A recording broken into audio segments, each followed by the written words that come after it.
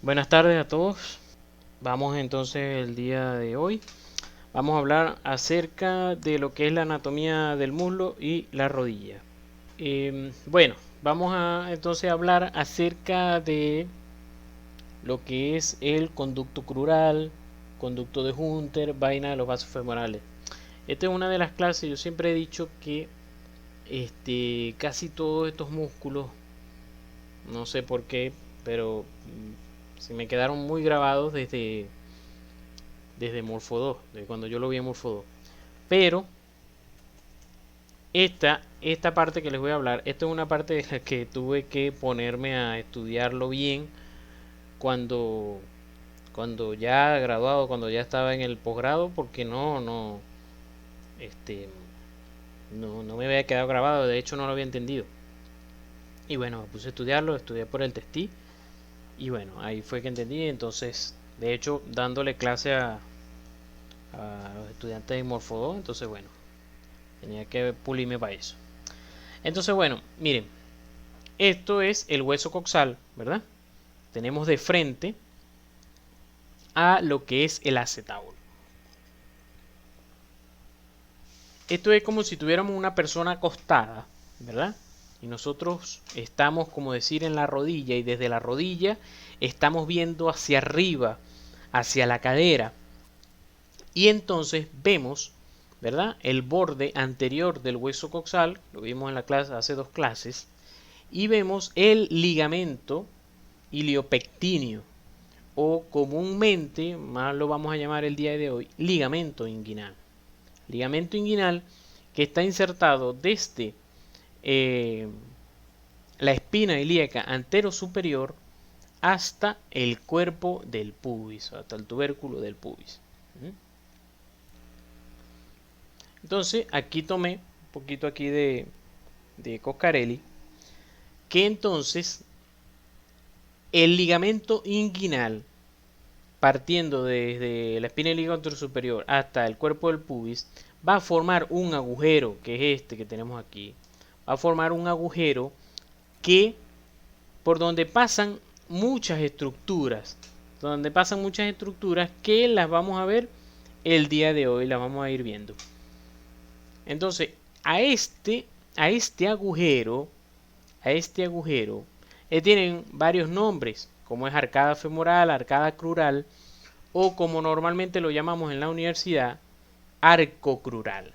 Este es el famoso arco crural. Entonces está formado por el borde anterior de el hueso coxal y el ligamento inguinal, que aquí también él le colocó varios nombres a este ligamento inguinal: cintilla iliopubiana, arcada femoral, arcada crural, arcada de falopio, cintilla de Thomson, pero normalmente a esto lo llamamos ligamento inguinal, y a esto, al agujero completo, el arco crural.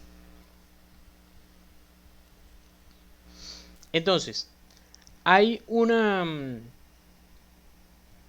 hay una cintilla, ¿verdad? Hay un ligamento llamado cintilla iliopectínea, que es como si algunas fibras del ligamento inguinal se desviaron, ¿verdad? Se desviaron y se insertan en la eminencia pectínea del pubis. Recuerden que esto es el pubis, ¿verdad? Esta es la rama iliopúbica, rama isquiopúbica. Entonces, hay una cintilla iliopectínea que viene desde el ligamento inguinal hasta la eminencia pectínea. Esta me va a dividir el arco crural como lo vamos a llamar, en dos celdas, en dos agujeros, pues. Que en un agujero medial, que es vascular, porque van a pasar estructuras, vasos, van a pasar más que todo los vasos, la arteria y la vena femoral, y es llamado también anillo crural. Entonces, arco crural normalmente llamamos a todo el agujero completo. En cambio, anillo crural es solamente la celda medial del arco crural. En la celda lateral van a pasar más que todo músculos, el músculo del psoas ilíaco, y va a pasar dos nervios, el nervio femoral y el cutáneo femoral. Entonces, tenemos que la vaina de los vasos femorales, ¿verdad? Es esto verde que tenemos aquí. Es un compartimiento por donde van a pasar los vasos femorales. Y entonces nosotros debemos aprendernos sus relaciones. Debemos saber sus relaciones porque ellas son unas estructuras muy importantes. Entonces, si nosotros estamos operando el muslo, debemos saber por dónde viene la arteria o vena femoral para no lesionarla. ¿Y cómo lo vamos a saber? Por saber, viendo estructuras más grandes que están cerca de ella. Es como cuando yo voy para una casa que no conozco, ¿verdad? Y me están dando la dirección. ¿Y qué pide uno? El punto de referencia. Porque el punto de referencia sí es algo grande, un centro comercial, una farmacia que tiene luces, que tiene cosas. Y ahí sí yo entonces llego a la casa. Entonces, como la arteria es una estructura pequeña que a veces no la ves, sino que la lesionas antes. Entonces, por eso es mejor saberse quién va cerca de ella, que es más visible, que son los músculos. Entonces, esta vaina de los vasos femorales, yo siempre me imagino es un tubo. Tienen que imaginarse un tubo porque es un conducto. Entonces, todo conducto tiene paredes. Este conducto, este tubo, está dividido en tres porciones. Una primera parte que tiene X relaciones, una segunda parte, otras relaciones más, y una tercera parte que es lo que llamamos el conducto de Hunter. Es la última porción de la vaina de los vasos femorales. Ahora, como todo conducto, entonces tiene un agujero al principio y un agujero al final, que están delimitados. Entonces, el agujero al principio de la vaina de los vasos femorales, este que tenemos aquí, el agujero al principio es el anillo crural. Este anillo crural es lo que tenemos al principio de la vaina de los vasos femorales. Ahí va a pasar la arteria femoral, que viniendo de ilíaca externa se va a convertir en el anillo crural. Cuando pasa por el ligamento inguinal, se va a convertir en arteria femoral. Y entonces cae en la primera porción de la vaina de los vasos femorales. Entonces aquí tenemos que la vaina de los vasos femorales, la primera porción, ¿verdad? La primera porción la llamamos conducto crural. Fíjense todos los nombres que estoy usando. Y como les dije, eso a mí me enredó todo, me volvió loco en Morfo 2. Y de verdad que no le puse atención en ese momento, no me los aprendí bien. Y es cuando llegué a traumatología que entonces empecé a poner en serio la cosa. Entonces, ligamento inguinal es esto que tenemos aquí.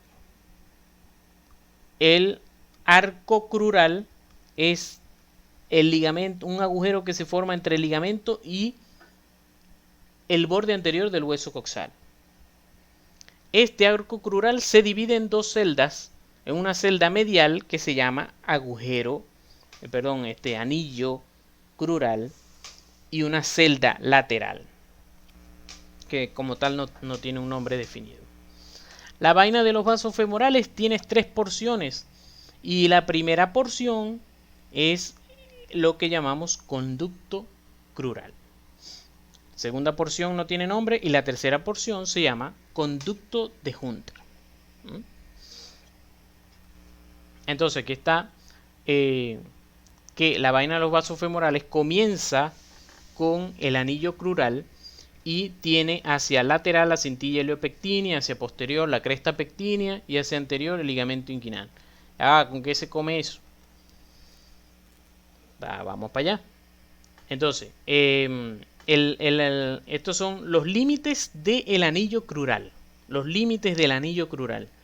Luego empezamos la primera porción, que es lo que llamamos, como les dije, conducto crural, que tiene sus también sus paredes. Recuerden que los conductos tienen paredes, los anillos tienen bordes.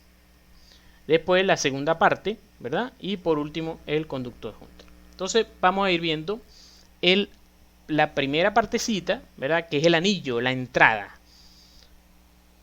La primera parte es el anillo. Fíjense, el anillo se va a continuar, ¿verdad? Hacia abajo con el muslo. Con el muslo. Entonces, ¿cómo está conformado este anillo, que es el comienzo de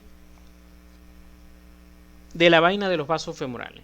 Quiero que sepan que si no entienden algo, si se quedaron, si se perdieron, no tengo ningún problema en volverles a explicar. Me gusta explicar esto, con mucho gusto se los explico otra vez. ¿Tienen alguna duda? No hay problema. Entonces, el anillo crural, fíjense, ¿se acuerdan? Esto es más o menos como, porque lo estamos viendo desde abajo, como de decir desde la rodilla, así como este aquí. Estamos viéndolo así, que está dividido aquí por la mitad y que esto es el anillo crural, esta parte medial. Entonces, el anillo crural, ¿verdad? Está delimitado por delante por el ligamento inguinal. ¿Quién es el ligamento inguinal? Un ligamento que viene de la espina ilíaca anterosuperior al pubis. ¿Por qué usted repite tanto, profesor? Porque eso es beneficioso para ustedes. Ustedes lo puedan ir fijando de una vez. ¿Qué pasa? Hay dos músculos que se insertan, que pasan por aquí. Uno es el psoas ilíaco. ¿Se acuerdan que el psoas ilíaco es un músculo que viene, la parte de psoas, que viene desde los cuerpos anteriores de las vértebras lumbares, y la parte ilíaca que viene de la cara interna del ilion? Esos dos músculos pasan por el borde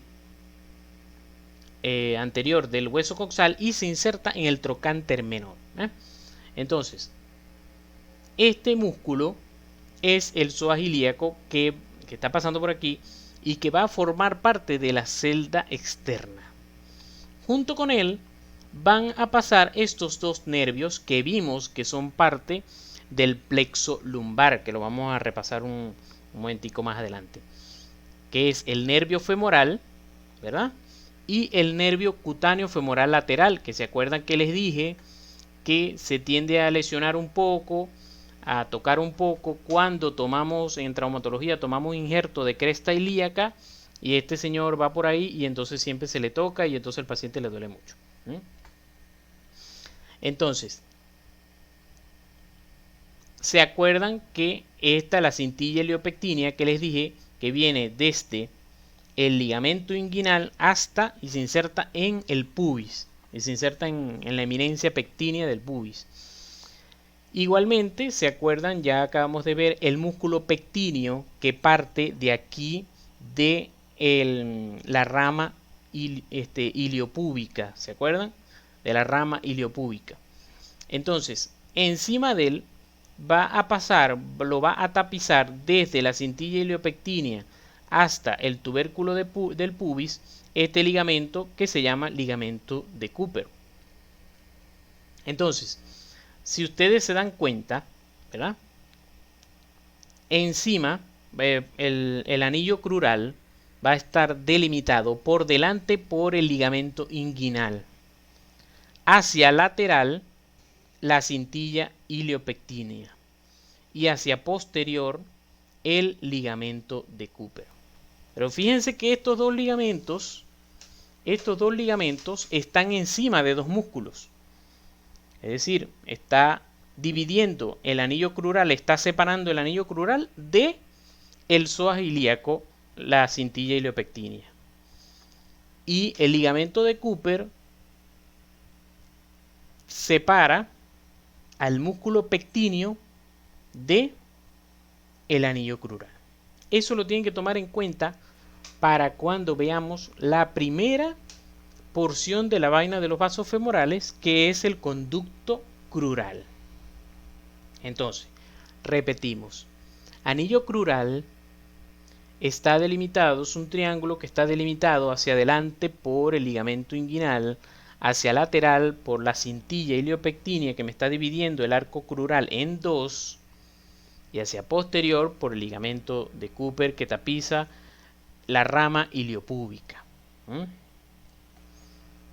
¿Qué pasa? Fíjense entonces cómo a través de la celda medial, que dijimos que era la celda vascular, pasa contenido vascular más que todo, a través del anillo crural. Viene pasando la arteria ilíaca externa, que cuando pasa por el anillo crural se va a convertir en arteria femoral. Viene subiendo la vena femoral, que cuando pasa por el anillo crural se va a llamar vena ilíaca externa. Es que todo esto es lo más importante. ¿Qué sucede? Fíjense. Si recordamos, ¿verdad? Recordamos el dibujito que les había colocado al principio. Volvemos otra vez. Ligamento inguinal. En amarillo tenemos la cintilla iliopectínea. Y tenemos hacia la lateral este músculo que es el psoas ilíaco, que se va a insertar en el trocánter menor. Y hacia posterior tenemos el músculo pectíneo, que lo acabamos de ver que es parte de los músculos del compartimiento medial, que es este que está aquí. Creo que me están entendiendo, ¿verdad? Entonces fíjense que el anillo crural me está formando este triángulo, que repito una vez más, hacia adelante, porque estoy viendo el paciente desde la rodilla, hacia adelante el ligamento inguinal, hacia lateral tengo la cintilla iliopectínea que me separa del psoas, y hacia posterior el ligamento de Cooper que me separa de el músculo pectíneo, y ahí van los vasos femorales. ¿Qué pasa? Que a medida que descendemos en el muslo, este triángulo rota de esta manera, rota un poquito, y entonces cuando vamos a ver el conducto crural, que ya estamos más abajo, nos vamos a dar cuenta que es parte, que el conducto crural se forma de estructuras parecidas a lo que vimos en el anillo crural. ¿Eh? Profe, ya va, eso se volvió loco ahora. Fíjense, no le tengan miedo. ¿Qué pasa? Una de las cosas aquí. Cuando veíamos bastante los dibujos, veíamos que el compartimiento anterior del muslo estaba recubierto por una fascia, ¿verdad? Una fascia femoral. Y esta fascia se inserta en el ligamento inguinal. Es decir, va hacia arriba y se inserta en el ligamento inguinal, o como ustedes lo quieran ver, que del ligamento inguinal se inserta hacia abajo. Es decir, que esta fascia que está encima termina en el ligamento inguinal, ¿verdad? ¿Qué pasa? Fíjense que ahora, como les dije, este triángulo rotó, ¿verdad? Rotó y quedó así. O sea, ahora estamos en el muslo. Y en el muslo vamos a ver las paredes que forman el conducto crural. Bueno, hacia adelante, que era aquí hacia adelante como este ligamento inguinal, ¿qué viene después del ligamento inguinal hacia abajo? La fascia femoral. ¿Qué me va a quedar hacia lateral? Que venía aquí, era solamente ahí en el anillo crural el ligamento iliopectíneo que me separaba del psoas. Bueno, ahora las arterias y venas en el conducto crural, es decir, empezando la vaina de los vasos femorales, van a estar en contacto completo con el psoas. Ellos van a estar aquí, como decirle en este punto, y fíjense, hacia lateral tengo el psoas y hacia medial tengo el músculo pectíneo, que es este, que me separaba de él en el anillo crural el ligamento de Cooper. Esto es un corte a través, a nivel de lo que es la cadera, un corte axial a nivel de la cadera del libro del Testí, ¿ven? Y ven cómo él explica las paredes del conducto crural.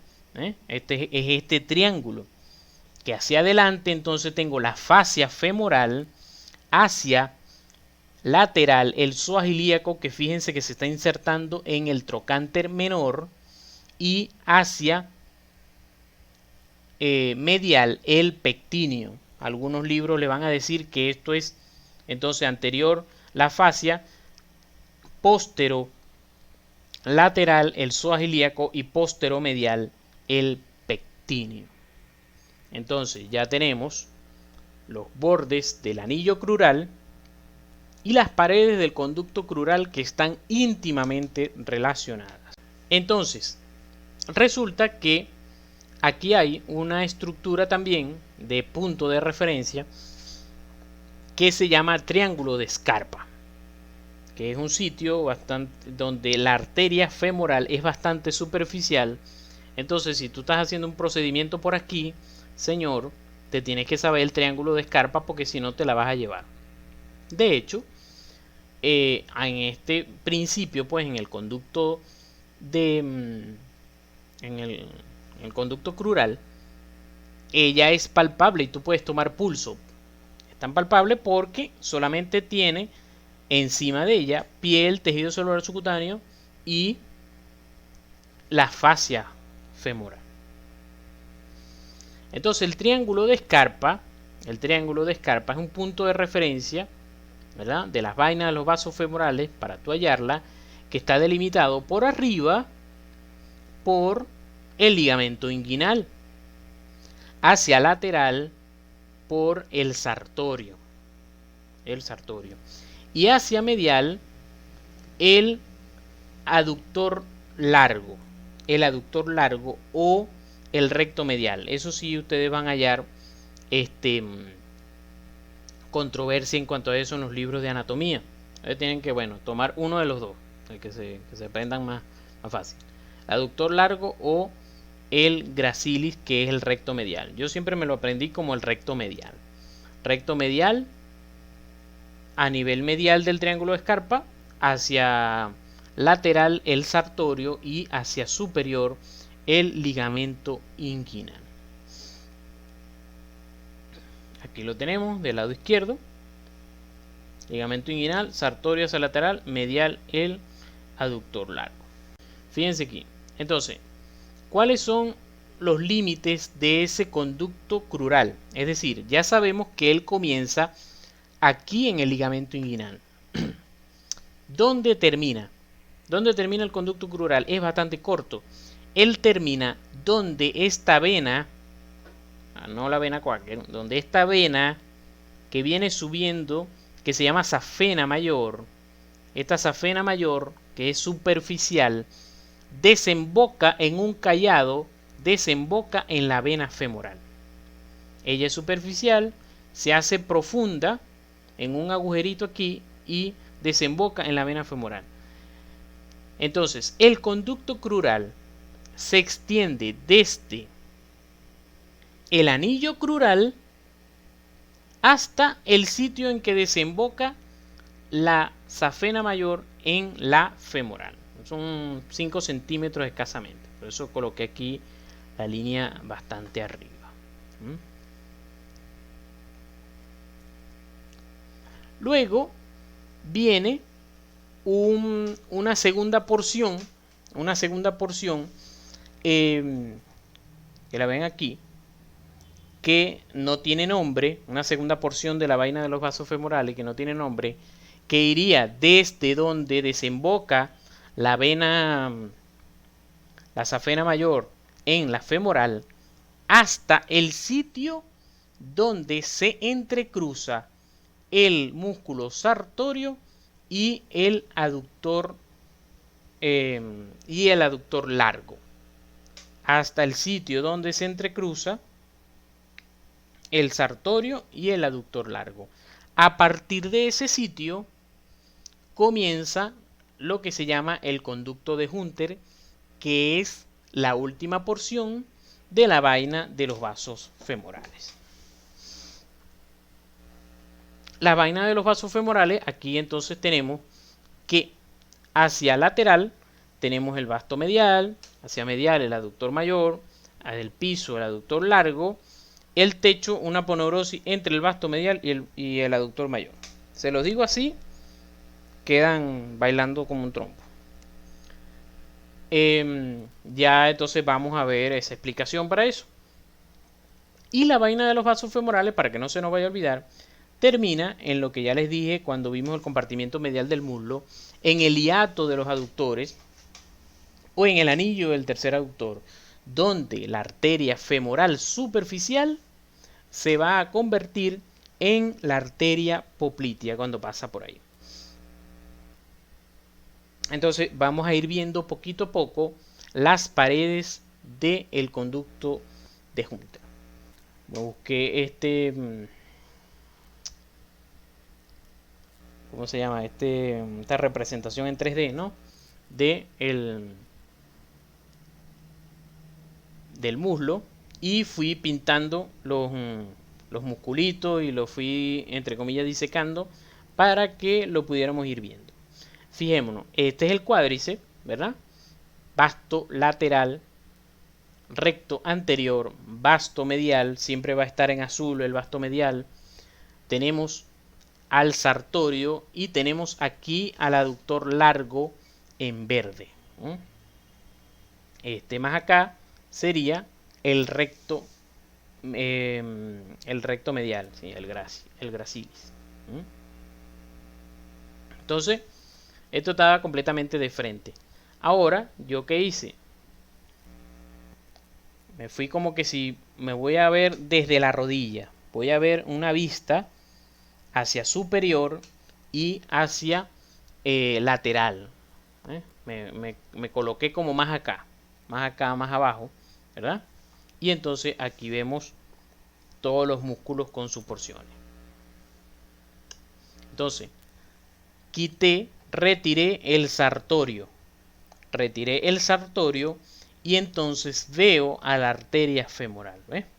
Entonces, es como se ve la arteria femoral que tiene hacia lateral, que estamos leyendo aquí, hacia lateral en el conducto de Hunter tenemos al vasto medial.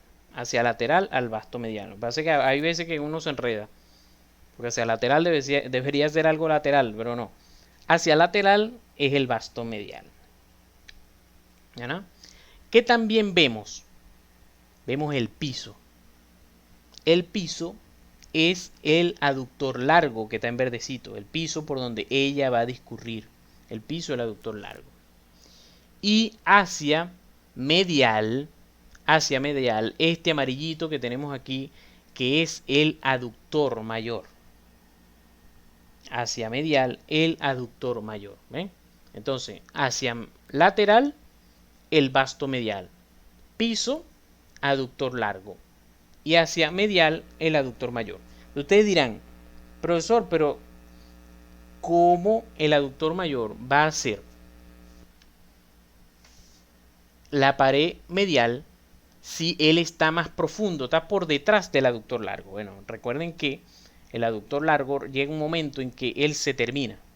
Y por otro lado, el aductor mayor tiende a hacerse anterior por un lado, más medial todavía, se hace un poquito anterior. Y por eso, entonces, fíjense, repasemos el esquemita aquí con esta imagen. Si tenemos esta aquí, me dice como más inferior, como viendo desde la rodilla, y cómo desciende aquí la arteria femoral. Recordemos esta. ¿Se acuerdan esta? Que a medida que iba descendiendo, ¿verdad? Estaba el fémur y entonces teníamos superficial el sartorio que quité aquí para que nos dejara ver la arteria. Teníamos a la femoral superficial que va encima del aductor largo, que aquí lo tenemos en verde, ¿ve? Encima del aductor largo. Y abajo, más profundo, teníamos el aductor mayor, que lo tenemos aquí en amarillo. Entonces, más o menos, allí aproximadamente, haciendo ese corte, ¿verdad? Hacemos ese corte, vamos a ver más o menos esto. Aquí tenemos el fémur, ¿verdad? Perdón. Aquí tenemos el fémur. Aquí tenemos vasto medial en azul. Somos la arteria femoral. Hacia lateral, ¿a quién tenemos? Vasto medial. En el piso, ¿a quién tenemos? El aductor largo, verdecito en el piso. Y hacia medial tenemos el aductor mayor, que él tiende a hacerse un poquito anterior, a pesar de que es profundo, pero se hace un poquito anterior, un poquito superficial, para rodear a la arteria y vena femoral. Y como techo es una aponeurosis que une al aductor mayor con el vasto medial. Ahorita vamos a ver esa aponeurosis. Creo, no sé si tienen alguna duda.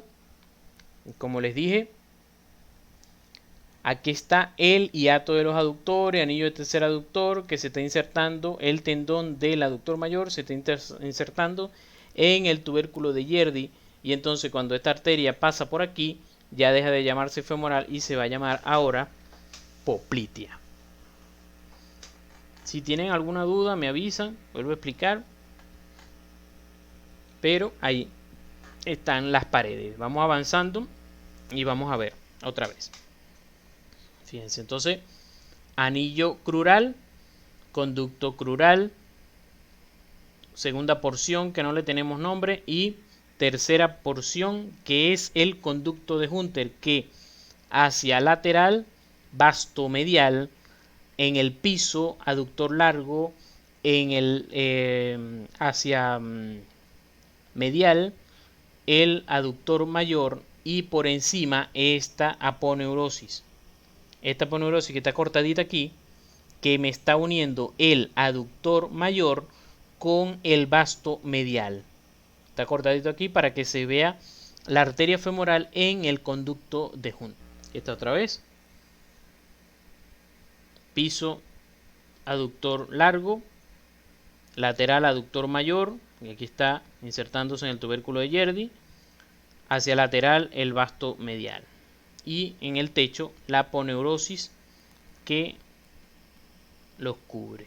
Esto entonces para mostrar desde posterior, fíjense cómo la arteria femoral superficial, ella ahí va solita a través de la vaina de los vasos femorales, que es esta, ¿ves? La cortaron aquí, que era lo que yo les había dicho, que ella sale, la ilíaca externa, pasa por el anillo crural y en unos escasos 5 centímetros se divide en superficial y profunda. La profunda va a dar los vasitos perforantes a través de del aductor mayor. En cambio, la superficial, fíjense que la cortaron aquí y continúa aquí. Esta es la superficial. Superficial es esta, superficial es esta. Profunda es toda esta que se termina aquí. Que es lo que vimos aquí, en esto que bastante les enseñé. Superficial va aquí y la profunda va debajo del largo, encima del aductor mayor. Aquí está la femoral superficial. Otra vez aquí, femoral superficial, y este es la profunda que se termina aquí, y la superficial va a venir a caer en el anillo del tercer aductor. Viéndolo por detrás, aquí están todas las perforantes anastomosándose, y de hecho ellas dan irrigación a la parte posterior del muslo y van dando vuelta por detrás del fémur y se van hacia lateral. Y por eso, ojo los de traumatología, por eso cuando se hacen incisiones a nivel lateral del vasto lateral, siempre se va a encontrar con un vasito que sangra bastante, y ese es que uno de los perforantes que le dieron.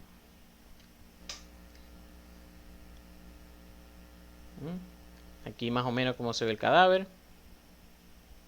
Todo lo que es el pectíneo, el aductor largo, ¿verdad? Y entonces la arteria femoral descendiendo. Lo había dejado aquí, ¿ves? El video. Bien, hasta allí. Ya lo que nos faltaría es rodilla. Bastante, no voy a ahondar mucho. De todas maneras, o sea, voy a hablar algunas cosas hoy de la rodilla y otras cosas la preferí dar con la parte de pierna la semana que viene. Bueno, solamente esta parte era para recordar, ¿verdad? El plexo lumbar, que decíamos que teníamos el nervio ilioinguinal, ¿verdad? Que iba a ayudar a la inervación de los oblicuos del abdomen. El génito femoral, que se va a encargar de la parte de la cara interna del muslo y de los genitales, y por eso las sensaciones son tan parecidas allí. El cutáneo lateral, ¿verdad? Que es el que va a pasar por la celda lateral junto con el nervio femoral y el músculo psoas ilíaco para insertarse en el trocánter menor. Y recuerden que este lateral va a inervar la cara lateral del muslo femoral. Él se va a encargar, perdón, de toda la inervación. Él se va a encargar de la inervación de todos los músculos del compartimiento anterior del muslo. El obturador se va a encargar, que es este que viene aquí, va a pasar por el conducto aductor, este obturador, y va a caer en el compartimiento medial del muslo, y entonces el músculo, el nervio aductor, el nervio obturador se va a encargar de los músculos aductores, es decir, del compartimiento medial. Y por último el tronco lumbosacro, que va a ayudar a formar al plexo sacro. Entonces el plexo sacro me va a dar los nervios glúteo superior, glúteo inferior, que recordemos que iban a ayudar en el compartimiento glúteo, ¿verdad? El nervio ciático, que se va a encargar de todos los músculos posteriores del muslo que vimos hoy, bíceps braquial, bíceps femoral, semitendinoso y semimembranoso, y todos los músculos de la pierna y el pie se va a encargar del nervio ciático. El nervio cutáneo posterior, que se va a encargar de la piel posterior del muslo, y el nervio pudendo, que va a ir también a los genitales. Aquí esta foto aquí, fíjense otra vez como el nervio, la arteria femoral en el conducto de Hunter, y tiene encima, no cortado, la aponeurosis entre el aductor mayor y el vasto mediano. Triángulo de Scarpa, estoy delimitando aquí. Aquí viene el señor cordón espermático pasando por el conducto inguinal, que lo vimos hace 2 semanas. Vimos el plexo sacro, vimos aquí entonces como el nervio ciático entonces se va a encargar de los músculos del compartimiento posterior del muslo. Igual otra vez, nervio ciático y el nervio cutáneo femoral aquí bajando, que se va a encargar, el cutáneo femoral posterior se va a encargar de la cara posterior del muslo. Aquí viene descendiendo, y entonces cuando lleguemos a la rodilla, bueno, al muslo, a la pierna, y entonces vamos a ver que el nervio ciático se va a dividir en ciático popliteo externo y ciático popliteo interno. El ciático popliteo interno se va a encargar de los del compartimiento posterior de la pierna, y ciático popliteo externo se va a encargar del compartimiento anterior y lateral de la pierna. Entonces aquí caemos en lo que es la rodilla. En la rodilla, a nivel de pregrado, ¿verdad? Hay cosas que son importantes, que siempre van a preguntar. Uno es sobre los meniscos, aquí los tenemos. Y otro es la inserción de los ligamentos cruzados. Eso es impelable. Entonces, conseguí estos dibujitos que están así como de transparencia, ¿verdad? Recordar. Fíjense que van a recordar de la porción distal del fémur y la porción proximal de la tibia. La porción proximal distal del fémur, se acuerdan los cóndilos, ¿verdad? Pero si se fijan que los cóndilos como tal tienen una cara. Tienen dos caras, pues tienen una cara. Es decir, vamos a decir, este es el cóndilo lateral. ¿Por qué es el lateral? Porque tiene el peroné aquí de su lado. Entonces, este cóndilo lateral tiene una cara lateral y una cara medial. Y el cóndilo medial tiene una cara lateral y una cara medial. Entonces, cuando tú te vas a aprender la inserción y la dirección de los ligamentos cruzados, uno tiende a enredarse un poco. Tenemos que por fútbol, más o menos lo que sabemos, ¿verdad? Es que los ligamentos cruzados son anterior y posterior. Entonces hay una mnemotecnia que es AEP. AEP. Entonces, AE es para recordarte que el ligamento cruzado anterior se inserta en el cóndilo externo. Entonces aquí está. Ligamento cruzado anterior A se inserta así en el cóndilo externo. E. AE. Entonces, tú lo que tienes que hacer es practicar, recordar el dibujito y tú vas imaginando mientras vas respondiendo. El ligamento, los ligamentos cruzados, aquí tenemos la eminencia tibial, ¿verdad? En el medio, entre los dos platos tibiales, la eminencia tibial. Y entonces el ligamento cruzado anterior se inserta distalmente por delante de la eminencia tibial. Y por detrás, y el ligamento cruzado posterior se inserta por detrás de la eminencia tibial. Entonces, siempre para enredarte, te van a preguntar inserción proximal, inserción distal y dirección. Entonces, tú lo puedes hacer normalmente como yo me lo aprendí, es de abajo para arriba. Porque de abajo para arriba, tú empiezas bien, tú empiezas más fácil porque la inserción distal, como se llama cruzado anterior, su inserción distal es anterior a la eminencia tibial. Entonces, su inserción distal va desde por delante de la eminencia tibial y se dirige, entonces ahí te recuerdas de la mnemotecnia AE. Entonces se dirige hacia arriba, hacia afuera y hacia posterior, porque si está anterior, entonces se tiene que dirigir hacia posterior. Entonces, se inserta desde por delante de la eminencia tibial hacia lateral o hacia externo y hacia arriba y hacia posterior y se va a insertar en el cóndilo externo. Pero para enredarte un poquito más te van a decir, ajá, pero ¿en qué parte del cóndilo externo? Tienes que decir en la cara medial. ¿Ves? Que al contrario. Se va a insertar distalmente, se va a insertar proximalmente entonces en la cara medial del cóndilo lateral. El cruzado posterior es todo lo contrario. Recordamos la mnemotecnia pi, AE, pi.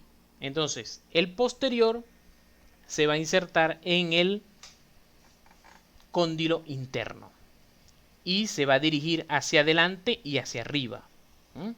Entonces, el cruzado posterior se va a insertar distalmente por detrás de la eminencia tibial y asciende, aquí va ascendiendo, asciende y se dirige hacia arriba, valga la redundancia, hacia arriba, hacia medial y hacia anterior. Aquí vemos cómo se dirige hacia anterior.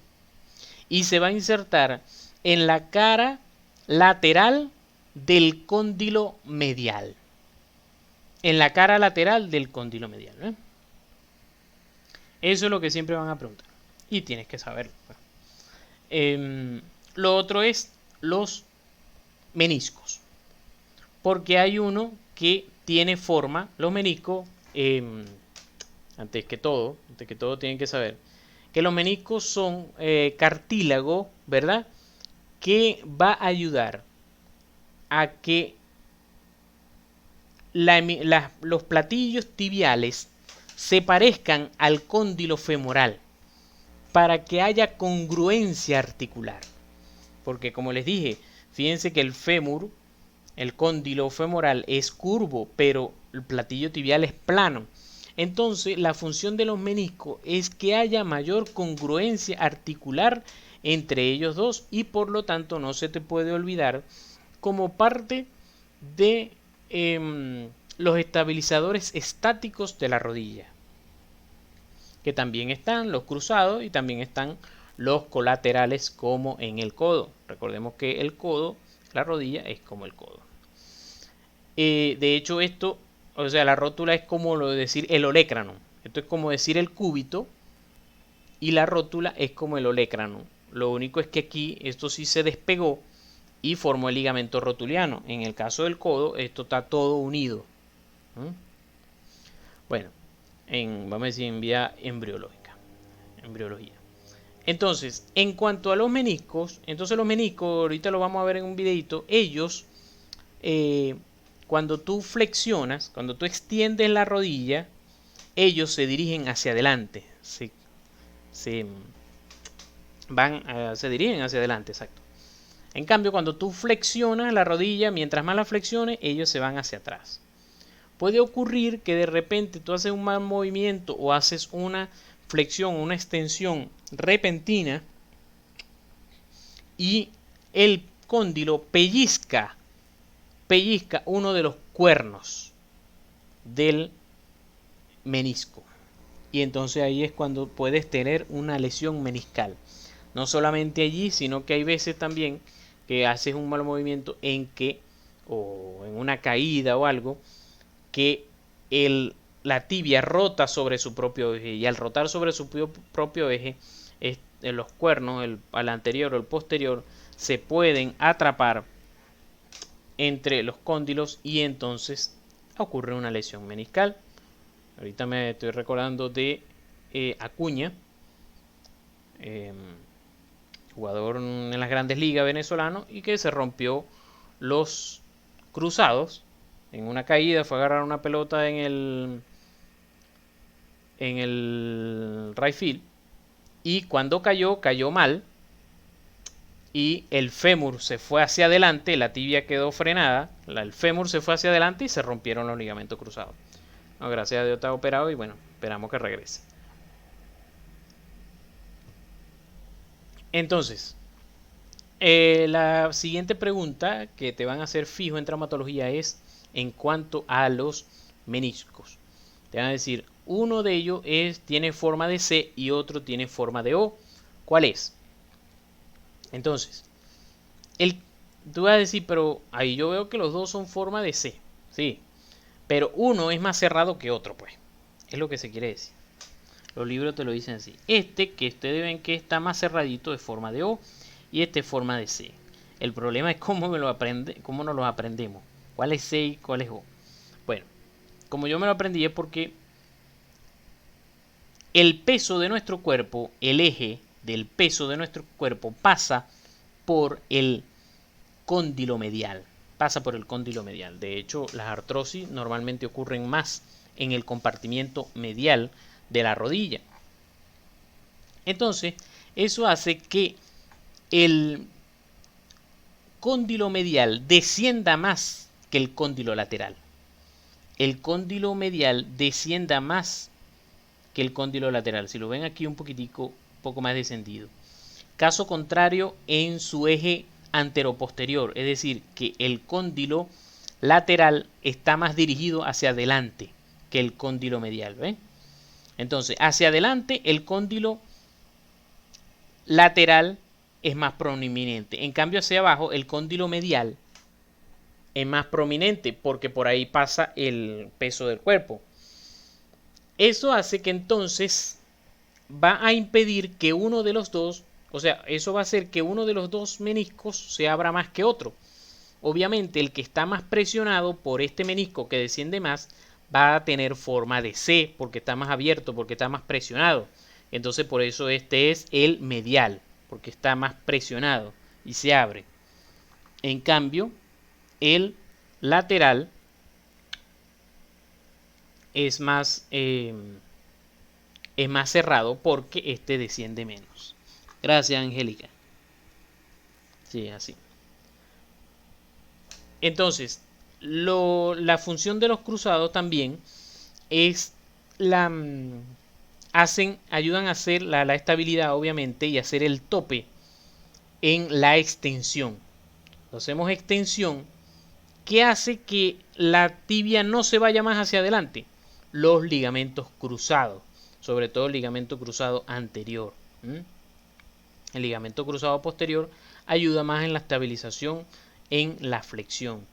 Igual, en cuanto a los colaterales, lo vemos un poquito aquí, aquí están los colaterales, ligamento colateral medial y ligamento colateral lateral, que es este que está aquí. Este aquí. Ellos ayudan a que la tibia no se vaya en valgo ni en varo, no se vaya de lado en el plano coronal. ¿Por qué ustedes no pueden mover la tibia hacia un lado, hacia el otro, como lo hacen en la cadera? Que pueden hacer aducción y abducción, porque esta articulación no hace abducción y aducción porque lo impiden los ligamentos colaterales. El lateral se inserta desde el tubérculo lateral hasta la cabeza del peroné y el ligamento colateral medial desde el tubérculo en el cóndilo medial hasta la cara anteromedial de la tibia. Creo que más nada por ahí. Más nada por ahí que iba a comentar. Aquí terminamos de confirmar lo que estamos comentando, ¿verdad? Acerca de los meniscos, cómo ellos se mueven hacia adelante y hacia atrás. Y vemos un poquito de los cruzados. Fíjense que este es el corte que normalmente vemos en una resonancia. Cuando vemos una resonancia en corte sagital, vamos a ver a los meniscos como unos triangulitos, porque se ven de esa manera.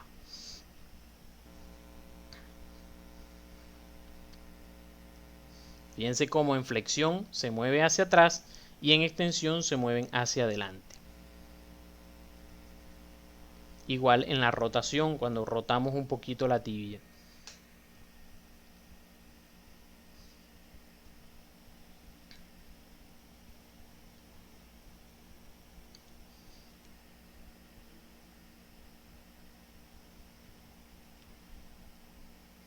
Fíjense, ahí está. Cruzado anterior. Eminencia tibial.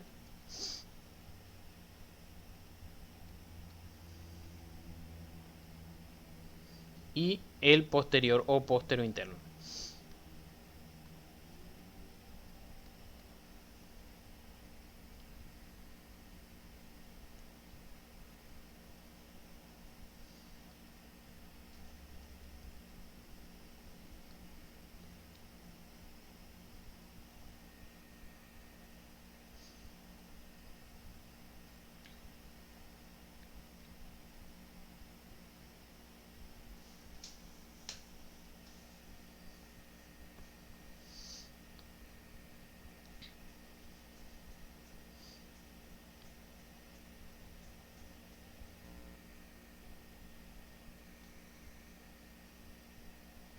Los colaterales.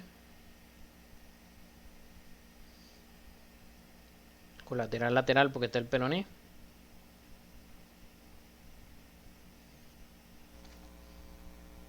En los colaterales se tienden a insertar también ligamentos que ayudan a la estabilización de los meniscos, como ven allí.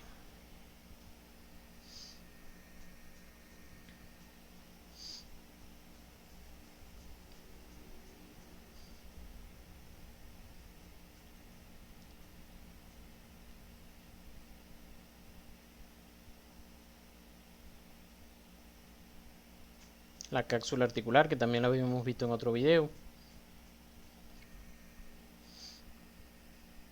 y el articular de la rodilla.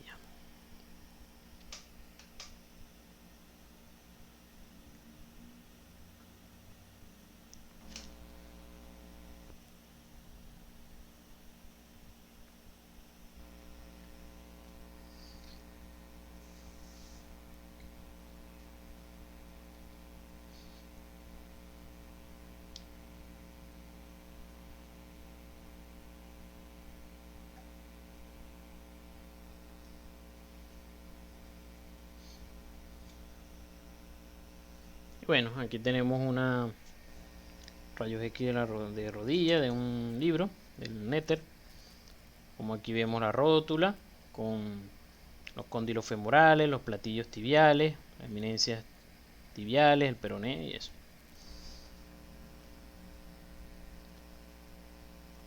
Recordar, bueno, que la rodilla entonces implica, así como habíamos visto cuando el codo, implica varias articulaciones. Implica la articulación femoropatelar, ¿verdad? Entre el fémur y la rótula, y la femorotibial, que se compone de dos compartimientos. De hecho, hubo un tiempo donde se hacían prótesis de rodilla de un solo compartimiento, lo que se llamaban prótesis unicompartimentales. Luego se dieron cuenta que siempre de todas maneras iba a echar broma a la otra y mejor era sustituir todos los dos componentes. Y implica la articulación también tibio-peronea proximal.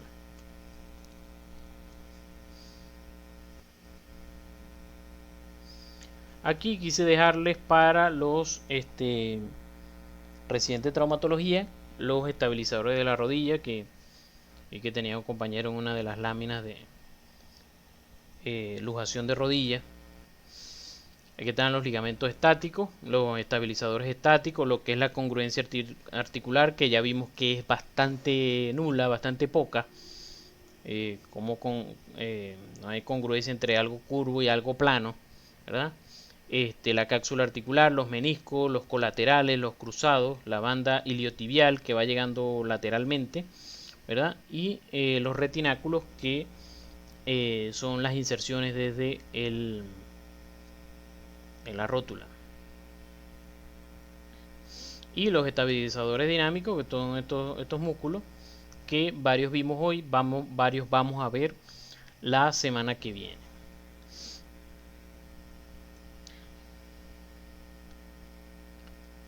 Esto sí lo dejo para la semana que viene. Siempre que doy rodilla, me acuerdo un paciente que me llegó, yo lo he comentado varias veces.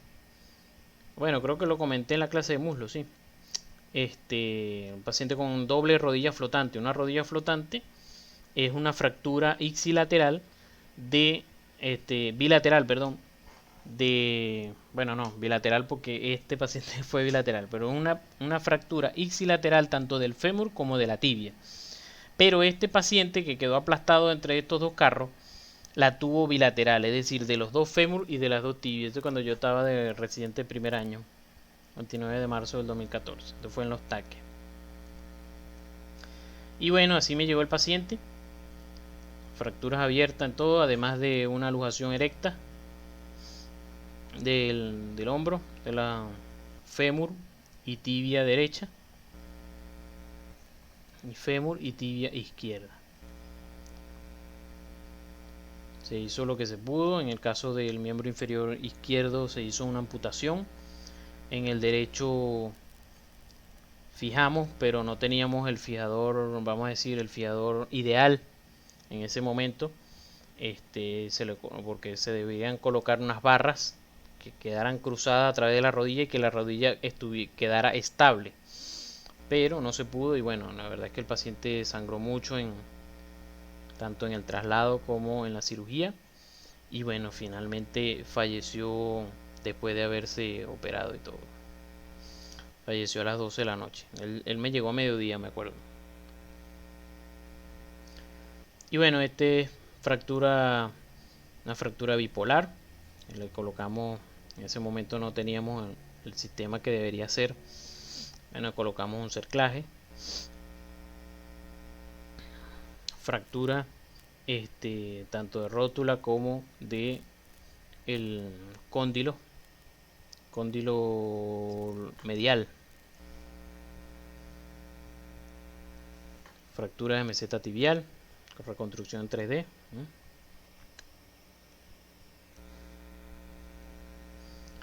Paciente con prótesis de rodilla.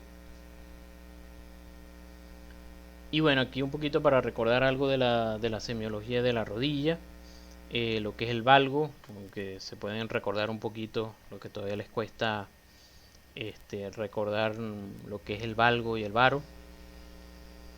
Y bueno, todos los puntos en la superficie medial, a la palpación, todo lo que se puede palpar, lo que son a nivel de los cóndilos, la meseta tibial, la línea articular, ¿verdad?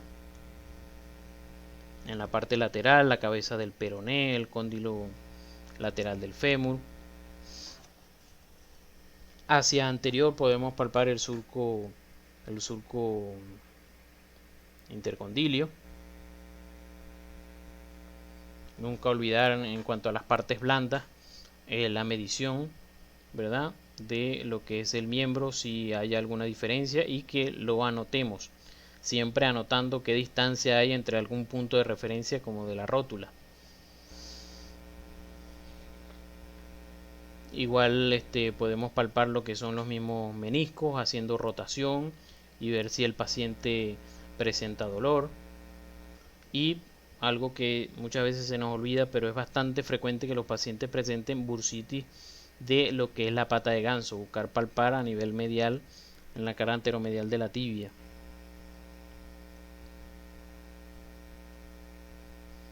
Fosa poplitea, buscar el pulso. Y bueno, los puntos dolorosos ahí. Desde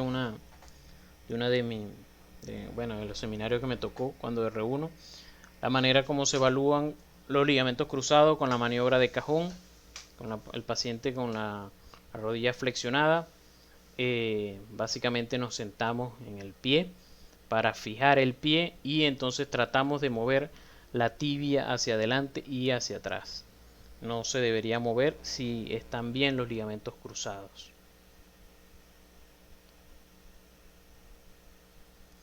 Las maniobras de McMurray y de Apley, que nos ayudan también para evaluar los meniscos. Hacemos rotación con la rodilla en flexión, hacemos rotación medial y lateral, y el paciente puede presentar dolor. Lo podemos hacer, vamos a decir, de cúbito dorsal, la maniobra de McMurray, y la de Apley hacemos con el paciente en decúbito ventral. Hacemos compresión con rotación y el paciente va a presentar dolor, o más bien alivio del dolor, si más bien hacemos distracción.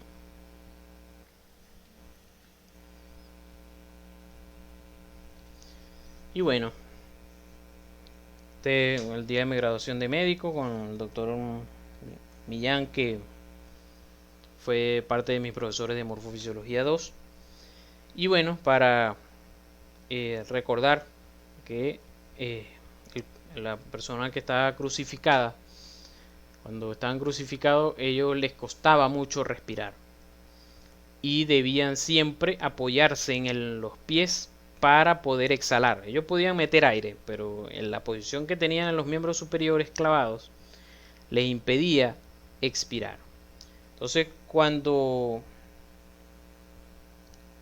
como los judíos pidieron, porque el día siguiente era un día muy solemne para ellos pidieron que los cuerpos fueran quitados de allí, o sea, que las personas murieran. A pesar de que Jesús murió en 6 horas, normalmente los crucificados podían durar días allí, clavados a la cruz. Entonces, pero los judíos, para que no se dañara el día y tal, ellos pidieron que los crucificados fueran muertos, pues, que les diera muerte y fueran quitados de allí. Y entonces, en ese momento, ellos les quebraron las piernas, o sea, los soldados, cuando les dieron esa orden, lo que hicieron fue quebrarle las piernas, es decir, piernas, las rodillas, o sea, fracturarlas, para que la persona dejara de respirar. El reo dejaba de respirar y obviamente muriera asfixiado. Pero cuando vieron a Jesús que ya estaba muerto, entonces ahí fue que lo traspasaron con una lanza porque el soldado tenía que asegurarse de que él estaba muerto. No podía bajar de allí. Si él bajaba de allí y de repente estaba vivo, lo mataban. Mataban al soldado. Entonces él no quiso dejar dudas y bueno, y de hecho no deja dudas para nosotros. Hay veces, hay personas que dicen que Jesús sencillamente se desmayó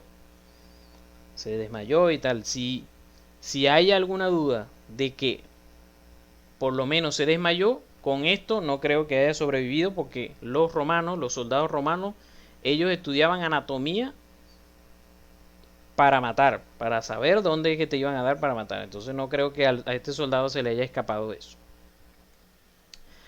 Bueno, ¿tienen alguna duda, alguna pregunta?